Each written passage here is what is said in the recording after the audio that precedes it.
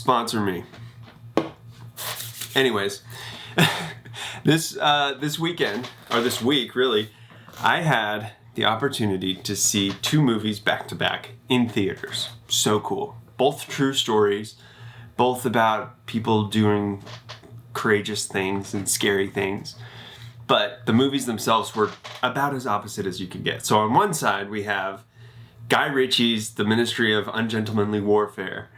And on the other side we have For King and Country's Unsung Hero. So totally opposite movies, but both good in their own way. The Ministry of Ungentlemanly Warfare is about a group of criminals, really, that worked for Churchill during World War II.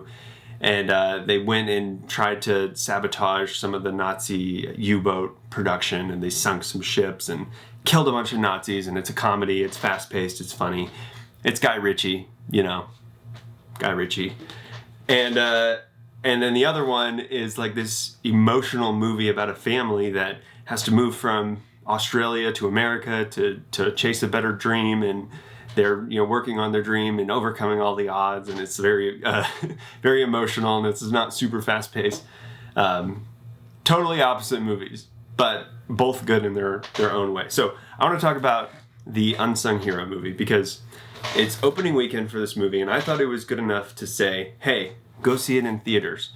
But the movie itself follows a family. So if you're familiar with the Smallbone Family, they are the pair of brothers started the band For King and Country. It's a Christian music band, and they make kind of interesting Christian music and music videos, and I think they've done some like movies in the past, that sort of stuff. But it's about their family. So they come from a big family, and their parents, they all lived in Australia, and their dad was a promoter for bands and tours and concerts and like that sort of stuff, trying to get people to come to concerts. And so I guess it was in the 80s or 90s, he got this huge contract for Amy Grant, and he was going to like promote her tour and like all of this stuff. And then right in the middle of her tour, the economy just crashes, and so they lose a ton of money. They go bankrupt and all of this stuff. And like on his birthday, he finds out that on one side he's going bankrupt, and then his wife tells him, hey, we're having our 7th kid. And so it's just like the worst timing ever.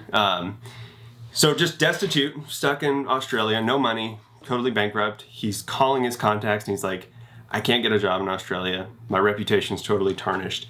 But he knew a guy in Nashville, and he was like working on like starting this record label, and like maybe this could be a thing. And so they strike a deal, and they buy tickets, and they fly to America, and they like set a timeline like, all right, we're going to try this for 2 years, and we're going to see if we can make it work.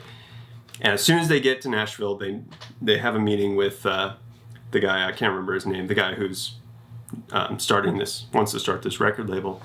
And he's like, yeah, actually, we're not going to do it.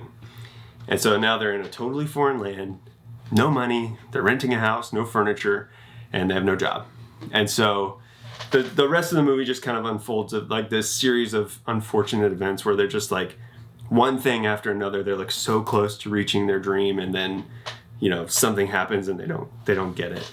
And it really like tackles how they had to, on one side, come together as a family, and this is kind of where the faith-based part of this comes in, but like their faith and like praying and like really like leaning on each other on one side. But I think the most compelling character, if you will, was kind of the dad's journey, because he starts out with this just fixation on this dream, to the point where he moves his whole family overseas, and he's like, I'm gonna reach for this, and we're gonna try and do this. But every time he gets close, it just is right outside of his grasp. And so throughout the movie, as the hardships come and the progress isn't there, and he's just like feeling all this shame from not being able to provide for his family, which he desperately wants to do, and like having to lean on the community that they're living in, where he's just like, people are providing for him, but he just has this feeling of like, I want to be in control, like I want to be doing this. Like, I want to be providing for my own family. I don't want to have to lean so much on the community. He kind of comes full circle and realizes that how this fixation has really like affected his family for the worse. And he's really compelled by their faith and how they've kind of approached all of these hardships. So really good story. I thought it was told well. I thought the acting was actually really good for, I don't think it was a huge budget film, but very good acting. And I think that the most interesting part is the band for King and Country is Joel and Luke Smallbone. And so the story is kind of about their family and their parents. Well, Joel, I guess he's an actor, but he acted in the movie as his dad, which I thought was kind of interesting. And it's funny because he does actually look almost exactly like his dad. And I thought that he like pulled off the character really well. So I don't know. I think that would be kind of interesting from his perspective to kind of like step into the shoes of his dad and kind of see the world and like the struggles that he went through from his perspective. I thought that would be kind of cool.